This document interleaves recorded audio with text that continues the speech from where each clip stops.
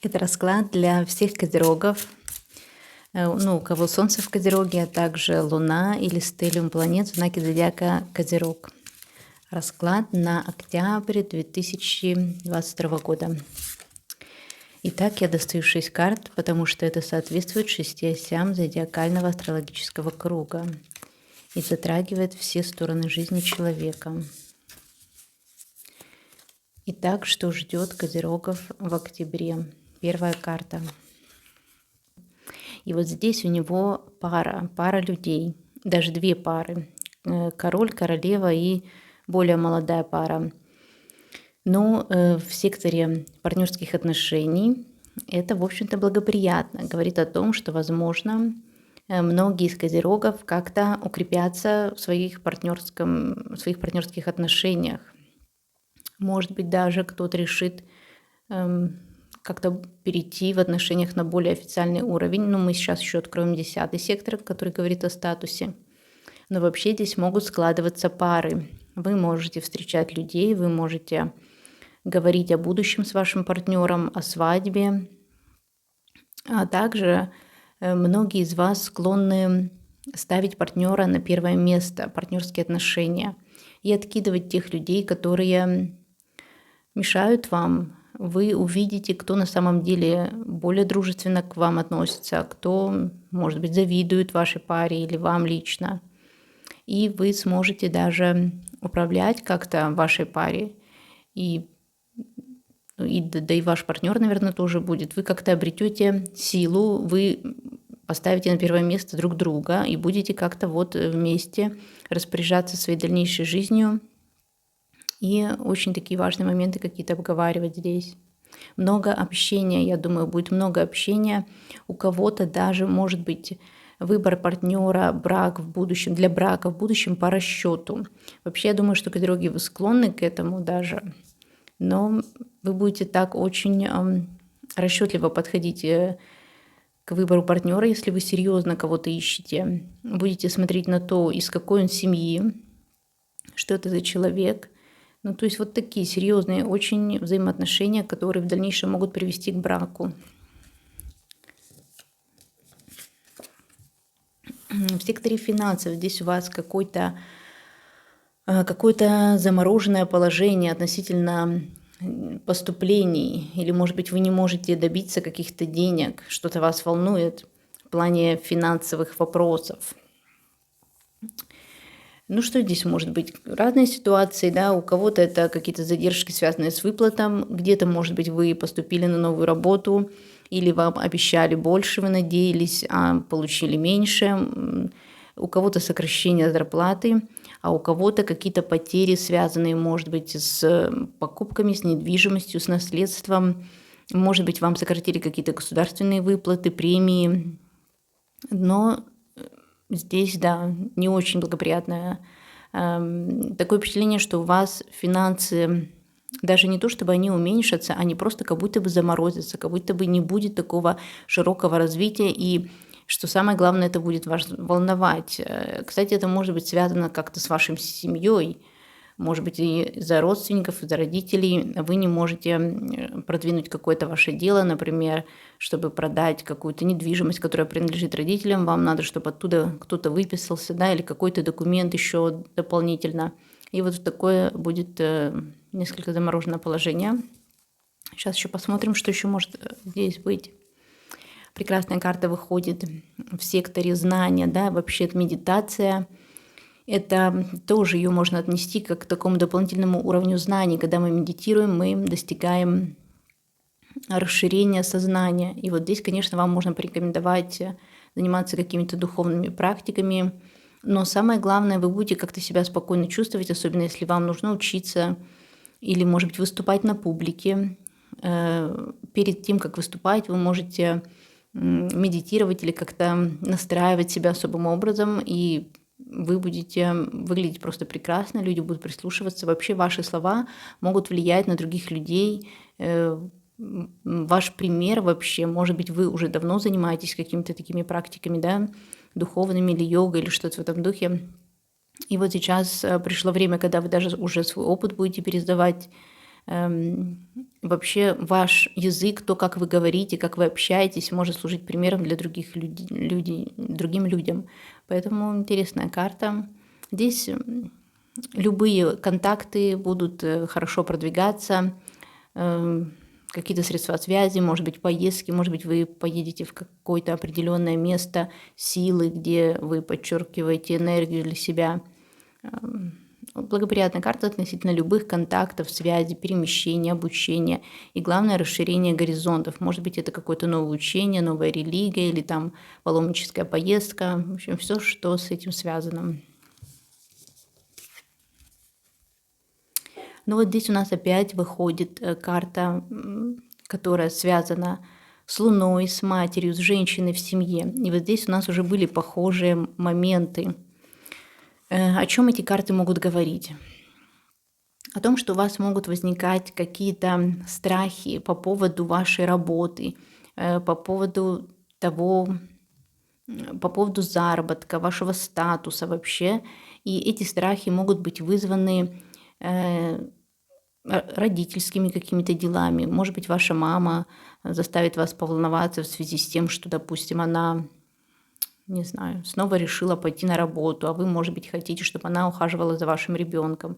Или наоборот, она, не знаю, далеко от вас находится, и вы волнуетесь, разные варианты. А может быть, у кого-то это вообще не связано с родителями, а с вашей личной семьей и с вашими детьми. Может быть, каких-то дополнительных расходов требует ваша семья, вам хочется расширить, может быть, свою недвижимость, у вас родился еще один ребенок, и вы понимаете, что вам нужна дополнительная комната, да, у вас, допустим, разнополые дети, вы волнуетесь, что много времени вы уделяете работе и совсем не видите своих детей, свою семью, и в то же время и денег, например, эта работа не так много приносит. Или наоборот, вам нужно уехать в какую-то командировку, и вы не будете видеть своих родственников, и вот вы как-то волнуетесь, что ваш ребенок без вас будет.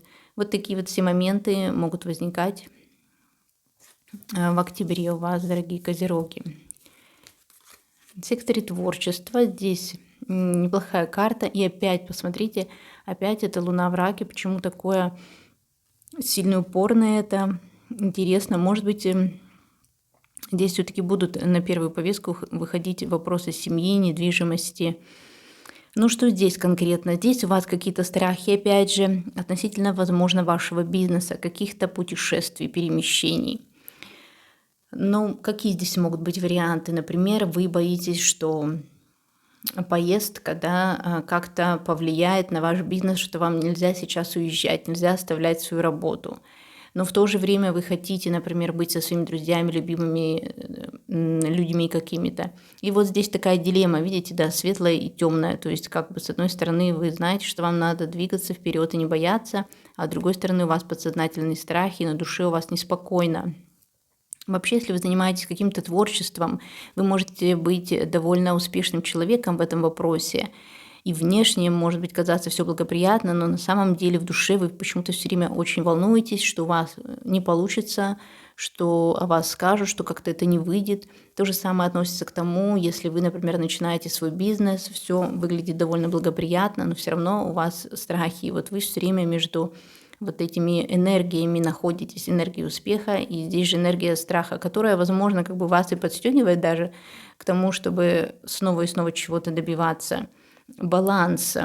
Здесь вам необходимо найти баланс. В принципе, вы его и находите, вы должны его находить, вот это Солнце и Луна, да. Если вы, например, особенно женщина, вам нужно быть и заботливой, и в то же время, может быть, проявлять качество какой-то деловой женщины в повседневной жизни. И то же самое относительно ваших детей. Вы, может быть, не можете выбрать вот эту линию поведения с вашим ребенком, насколько вы должны быть чувственной, понимающей, как мама, и в то же время вносить в ваше воспитание такой воспитательный момент, да, как учителя в каком-то плане, да, то есть насколько вы должны воспитывать ребенка, как вот это вот баланс, опять же, соблюсти. Но я думаю, что вы соблюдете этот баланс, потому что у вас есть для этого здесь все способности, и Юпитер, он всегда дает успех. Здесь вам нужно как-то прислушиваться к себе, действовать в творчестве, в бизнесе с вашим ребенком, действовать интуитивно, наверное, здесь такой главный совет. Тем более интуиция здесь везде прослеживается. Здесь у нас уже несколько карт, где Луна стоит в знаке Рака. Это всегда интуиция, на которую вы можете полагаться. Также я вижу, что вы волнуетесь, опять же, из-за денег, да, потому что здесь опять финансовая карта выходит в секторе тайн, потерь, в секторе нашей работы. То есть, возможно, вы себя сейчас в чем-то ограничиваете, предпочитаете как-то копить деньги, нежели тратить их на что-то, потому что, ну, не знаю, вот вы боитесь, наверное, по этой карте, что вам, может быть, на что-то не хватит, на какую-то покупку или в связи там с экономическими ситуациями, да, вы будете пересчитывать денежки. Не исключено, что придется заплатить за что-то, может быть, эти платежи связаны с какими-то долгами, вам нужно отдать, или вы, наоборот, будете брать деньги в банке для того, чтобы вам решить какие-то свои вопросы. Но вот эта карта, например, здесь ведь Венера в Тельце, да, здесь мы видим женщину, у которой много денег, но она все равно очень волнуется, и она так очень скупо их пересчитывает, и вообще, несмотря на то, что у нее много денег, она вот не стремится, например, там новый дом себе какой-то покупать, она здесь сидит в какой-то темнице за решеткой, и она вот копит бесконечно, и все время, наверное, боится, что у нее эти денежки куда-то утекут. Также и вы, возможно, вы слишком много придаете внимание расходам, вот этому страху самому, потерь каких-то, да. Так что здесь у вас очень эмоциональный расклад получается, потому что здесь есть много и водной стихии, и в то же время, да, такие дома подсознательные. Давайте еще спросим совет и вообще, что скажет нам колода Ленорман «Золотые мечты». Может быть, мы еще побольше узнаем, что здесь вас так беспокоит, почему какие-то финансовые вопросы могут быть. А может быть, это вообще не конкретно не деньги, а вопросы, связанные с самооценкой, здоровьем.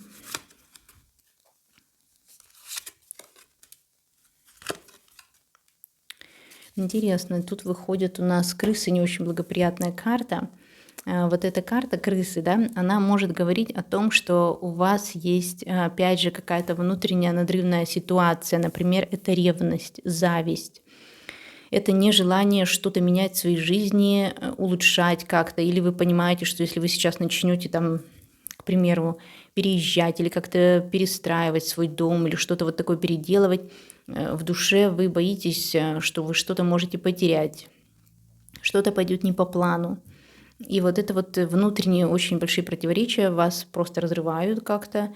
И здесь мы видим женщину, да, эта женщина может означать либо вас, либо женщину, которая здесь в этой ситуации, может быть, вы много денег тратите на какую-то женщину, либо вы считаете, что она должна вам как-то помогать больше, либо вы ревнуете эту женщину, да, и ждете от нее каких-то сообщений, документов, помощи, может быть, у вас нету с ней связи или связь какая-то такая происходит, которая вам не нравится.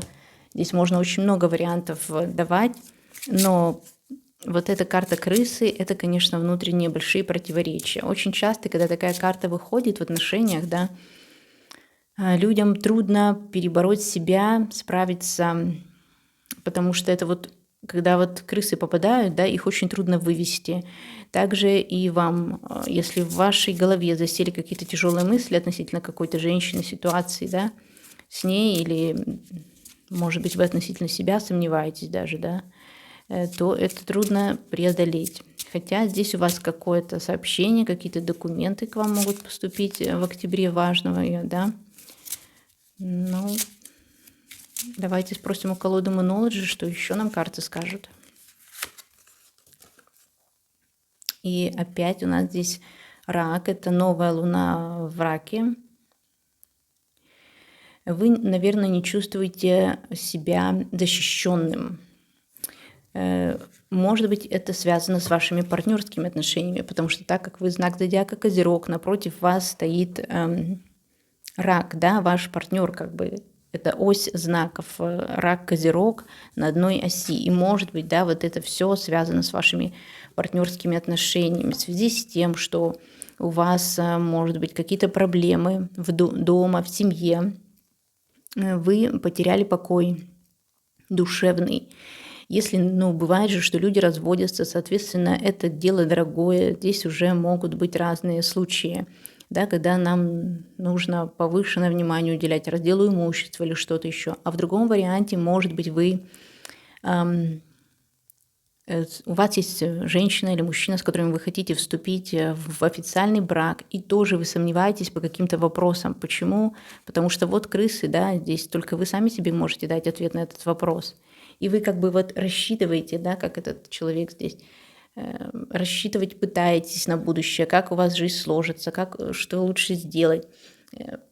Все уже просто зарасчитывали, да, завычисляли вот эти позиции на жизненной доске жизни, а все равно не приходит к вам чувство того, что вы как бы защищены, что все будет в порядке.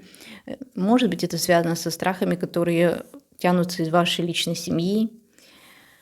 Может быть, вы боитесь, у вас был когда-то развод или что-то, да, вы боитесь, что эта ситуация повторится. Но здесь не совсем простая ситуация. И здесь тоже в 10 секторе вышла вот эта карта, где маленький ребенок лежит, плачет. Это тоже ведь карта знака зодиака Рак, Луны, страха, волнений каких-то, желания того, чтобы нас защитили, чтобы партнер нас поддерживал, чтобы он нам все время говорил, что все хорошо. А может быть, ваш партнер вам об этом не говорит, и и вас раздирают противоречия. Ведь раки любят, когда их успокаивают. Вы, козероги, в октябре будете действовать как рак эмоционально почему-то. А может быть, у кого-то, да, ваш партнер хочет, чтобы вы ему говорили больше вот этих слов, чтобы вы больше его поддерживали. И если вы не будете это делать, то ваши отношения начинают как-то разлагаться, они не скрепляют ваш союз, а наоборот начинается отдаление друг от друга. Поэтому здесь важно выйти на не только расчет, да, важен в отношениях, но еще и эмоциональная составляющая, которую вы, козероги, конечно, может быть, у вас мало ее, да, потому что вы такой деловой знак и, как это правильно сказать, рассчитаны на действия больше, чем на чувства. Но не забывайте, что чувства важны в отношениях и партнеру, и вам. И здесь вам, наверное, нужно понять, что вы на самом деле чувствуете, что вы на самом деле хотите. Хотите ли вы это брака, этого? Хотите ли вы снова вот в это все окунаться? Не будет ли вас это тяготить? А может быть, на самом деле здесь еще в чем-то ситуация. Здесь, когда вопросы такого психологического характера, очень трудно. Но вы-то знаете, что вас беспокоит. Я вот хочу еще одну карту взять из колоды Monology для того, чтобы дать совет вам, как лучше вам действовать в октябре. И это Луна в мутабельном знаке.